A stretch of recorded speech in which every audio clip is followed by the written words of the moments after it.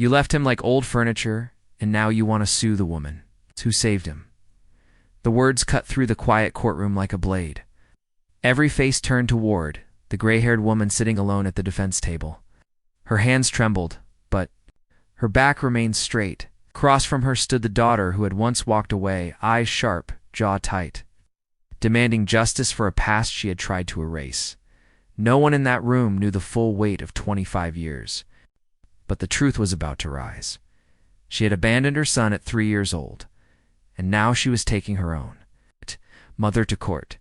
The judge adjusted his glasses, scanning the file. The son sat in the last row, broad shoulders stiff, hands clasped so tightly his knuckles had gone pale. He did not look at the woman who gave him life. His gaze remained fixed on the woman who raised him. Margaret to the court. She was an elderly woman accused of withholding access to a child years ago and misusing financial support. To the young man in the back row, she was warmth, bread baking. At dawn, scraped knees kissed in the kitchen light. Bedtime stories told in a tired voice after double shifts at the diner 20-5 years earlier. The memory had been sharp and cold. Rain had fallen in thin, slanted sheets that afternoon. The little boy had clung to a worn stuffed bear, confused by the packed suitcase near the door. His mother, barely 21, restless and hungry for freedom, had stood in that same doorway. Her eyes were bright with impatience. She had told herself she deserved more life, more fun, more chances. The child had reached for her leg. She had stepped back. Margaret had watched from the kitchen, hands covered in flour, heart cracking open in silence. She knew the look in her daughter's eyes. It was the look of someone already gone. "Take care of him for a while," her daughter had said. A while turned into forever. Margaret had not been young then. Her joints already ached in the mornings. Had worked as a nurse's aide for decades, lifting patients heavier than her own grief. Her husband had passed away years before, leaving her with modest savings and a small house that smelled of cedar and soap. That night, after her daughter's car disappeared down the road, the little boy had stood at the window long after the rain stopped. "When is Mommy coming back?" Margaret had knelt beside him, her knees protesting against the hardwood floor. "She will always be part of you," she had said softly. "But I am here, and I am not going anywhere." She kept that promise. She woke before sunrise each day. The smell of coffee and toast filled the small kitchen.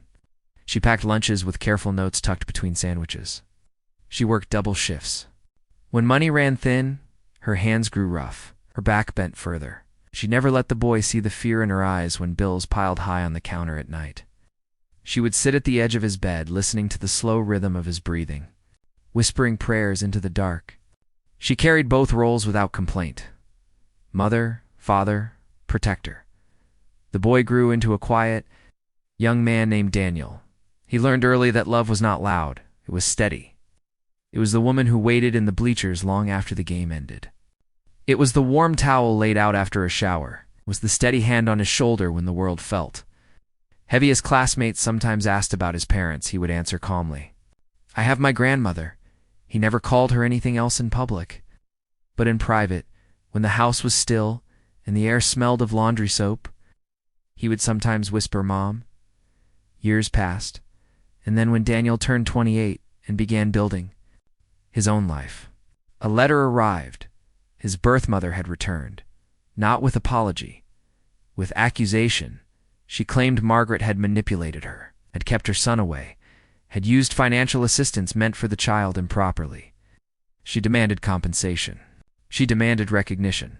She demanded control of a narrative she had long abandoned. The town buzzed with quiet judgment. Some said a mother has rights no matter what. Others remembered the day she left. Margaret did not speak to the press. She did not defend herself in public. She folded laundry. She watered her small garden. She prepared her documents carefully in a neat folder. Daniel watched the strain etch deeper lines into her face. He felt something burn in his chest. But she touched his arm gently. "Silence can carry more truth than anger," she told him. In court, the daughter spoke first. She painted herself as young and overwhelmed as someone who had trusted her mother. To help temporarily, She spoke of lost years, of being shut out. Her voice trembled at the right moments.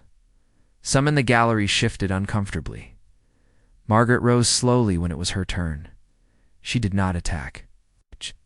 She did not raise her voice. She placed worn envelopes and receipts on the table, records of school fees, medical bills, grocery receipts from decades ago. Edges yellowed with time. She described waking at 4 a.m. to catch the early bus. She described holding a feverish child through long nights. She described birthday cakes baked from scratch because there was no money for store-bought. She never once said her daughter had failed. She only said, "A child does not wait for someone to find themselves. A child needs someone who is already there." The courtroom grew very still. Daniel felt the weight of every memory pressing against his ribs. He remembered the scent of antiseptic on her clothes after work. He remembered the soft hum she made while washing dishes. He remembered how she never spoke ill of the woman who left. When the opposing attorney suggested, Margaret had intentionally kept the mother away. Daniel stood. The movement drew every eye. He had broad shoulders now, steady and calm. He walked to the witness stand without looking at his birth mother. He spoke clearly. "I was not kept from anyone." He paused, his voice steady as stone. "Love is not the person who gives you life. It is the person who stays when life gets hard." A murmur rippled through the room, he continued. "She never stopped me from reaching out. I chose who showed up." His birth mother's composure faltered. For the first time, regret flickered across her face. But it was too late to rewrite the past. The judge reviewed the evidence. Financial records proved Margaret had used every cent for Daniel's upbringing. Letters showed that the mother had not attempted consistent contact for years. The verdict came down quietly. The case was dismissed, but the true power shift did not lie in legal words. It unfolded in what happened next. As Margaret gathered her folder, her hands shaking slightly, members of the community rose to their feet. Not in applause, in respect. Her former co-workers stood. Neighbors stood. School coach stood. One by one, silent figures acknowledged the years she had carried alone. Daniel walked to her side and gently took the folder from her hands. "You carried me for 25 years, he said softly. "Let me carry this now." Outside the courthouse, the air felt lighter. Sunlight warmed the stone steps. Reporters hovered, but Daniel shielded Margaret with quiet strength. His birth mother lingered at the edge of the crowd. She looked smaller somehow, stripped of her claims. Margaret paused before getting into the car. She turned toward her daughter, not with anger, but with something deeper. "Life gives us many chances to leave," she said gently.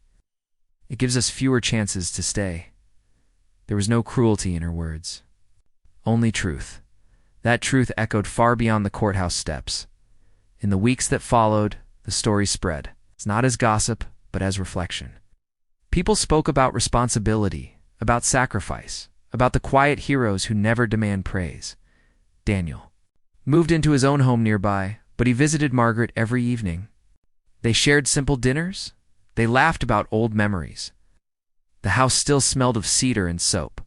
One night, as they sat on the porch watching the sky turn gold, Daniel thought about the life he might have had if she had not stepped forward. He realized something simple and powerful. Strength does not always roar. Sometimes it wakes before dawn and packs a lunch. Margaret leaned back in her chair. Eyes closed, peaceful. She had never wanted recognition. She had only wanted him safe. The lawsuit had been an attempt to rewrite history. But history had roots too deep to pull out. True honor does not argue. It stands. It endures. Waits for the truth to catch up. And when it does, it shines. If this story moved you, take a moment to reflect on the silent heroes in your own life. The ones who stayed when others left. The ones who carried burdens without applause. Comment below where you are watching from and share your thoughts about Margaret's strength.